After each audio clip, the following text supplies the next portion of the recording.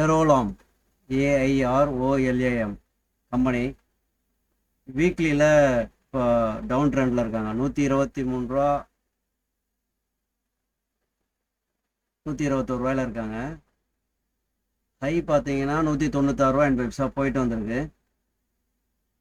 இந்த 199 ரூபா 50 பைசா போயிட்டு வந்தாலும் இப்போதைக்கு நம்ம கொஞ்சம் லோ பாட்டம் பிக்கிங்ன்ற மாதிரி, அதாவது பாட்டம் ஃபிஷ்ஷிங் சொல்கிறாங்க இல்லையா, அந்த மாதிரி இருக்குது. இதனுடைய ஃபண்டமெண்டல் பார்த்தீங்கன்னா ஏரோலாம் லிமிட்டெடு, மார்க்கெட் கேப்பு 187 கோடி, ஒரு 79 கோடி ரூபாய் கடன் இருக்குது. Incorporated in 2008, Aerolam limited in the business is of the production and processing and making decorative laminated and plywood company. மேலே வேணா ரீட் பண்ணி பார்த்துங்க. ஓரளவுக்கு ஸ்மாரான கம்பெனி தான். ஆனால்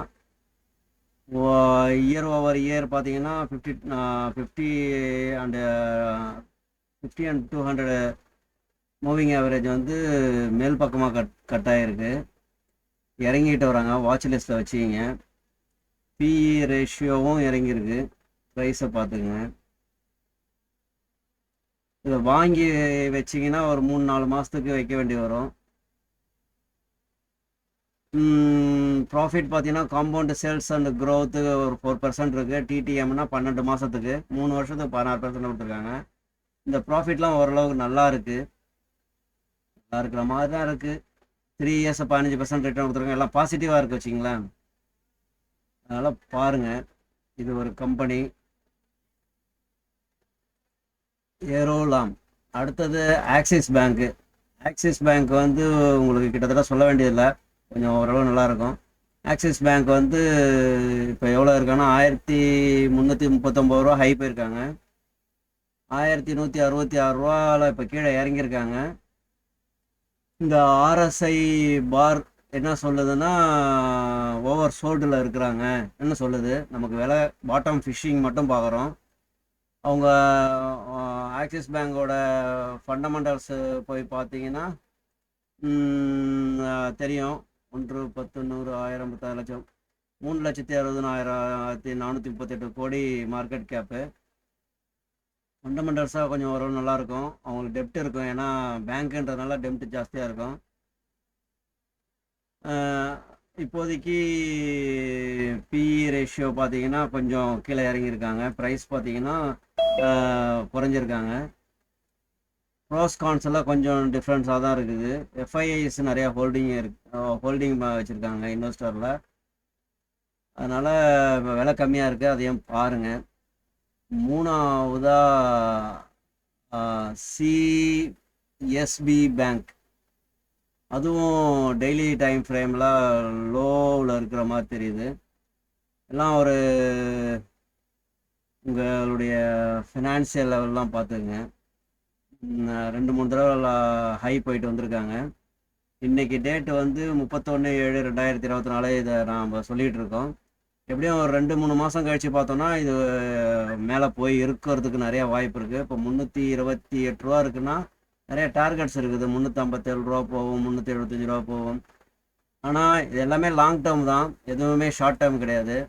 சிஎஸ்பி பேங்க் வந்து ஃபண்டமெண்டலாக பார்த்தீங்கன்னா ஓரளவுக்கு பேங்கிங் செக்டரில் இருக்கிறதுனால ஓரளவுக்கு நல்லாயிருக்கும்.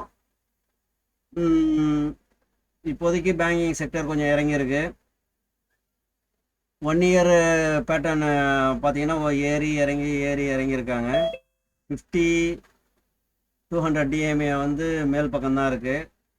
ப்ரோஸோட கான்ஸுக்கு அதிகமாக இருக்குது.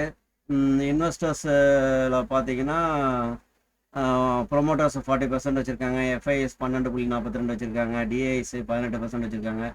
26.22 பப்ளிக்கிட்ட இருக்குது. இது எல்லாமே பாருங்கள், எப்படிலாம் பார்க்கணுன்றதுக்கு தான் இது. அப்புறம் ஈக்விட்டாஸ் பேங்க்குன்னு ஒன்று இருக்குது, அதுவும் பாருங்கள்.